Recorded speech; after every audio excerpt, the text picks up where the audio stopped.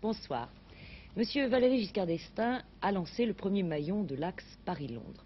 Aujourd'hui, les carrosses et les fastes traditionnels ont laissé la place à la politique. Le président de la République, ce matin, s'est adressé en français d'abord, puis en anglais au Parlement, les deux chambres réunies à Westminster Hall.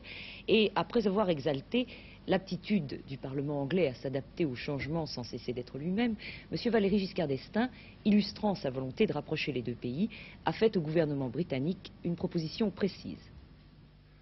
We want our relations with you to be as active. Nous souhaitons avoir avec vous des rapports aussi actifs et aussi confiants que ceux que nous entretenons avec nos premiers partenaires du marché commun.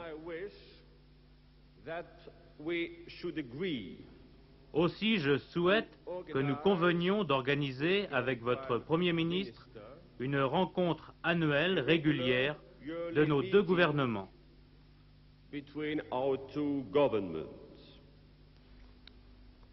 Ce thème a été presque aussitôt développé au 10 Downing Street, résidence du Premier ministre.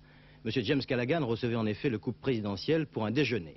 Presque aussitôt, car en fait, les discussions officielles, comme on le dit ici, ont véritablement démarré après le repas, lorsque Mme Giscard d'Estaing et Mme Callaghan ont laissé les deux hommes, tout de suite après donc la photo de famille, pour aller visiter l'église de Notre-Dame de France.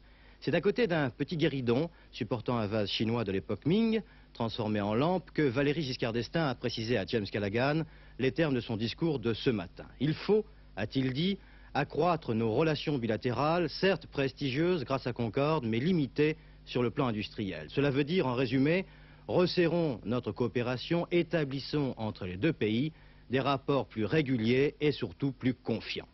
Les deux gouvernements vont aller certainement beaucoup plus loin que ce qu'on pouvait penser. En effet, une déclaration consacrera la volonté des deux pays de maintenir un échange permanent au plus haut échelon, qui se concrétisera par des consultations régulières à tous les niveaux, c'est très important.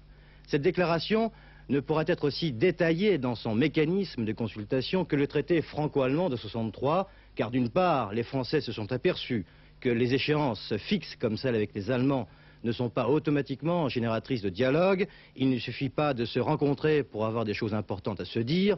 D'autre part, les Anglais, par tradition, ont toujours répugné à s'enfermer dans un carcan. Mais on fait remarquer à Londres ce soir que cette déclaration représente une innovation dans les habitudes diplomatiques du Royaume-Uni.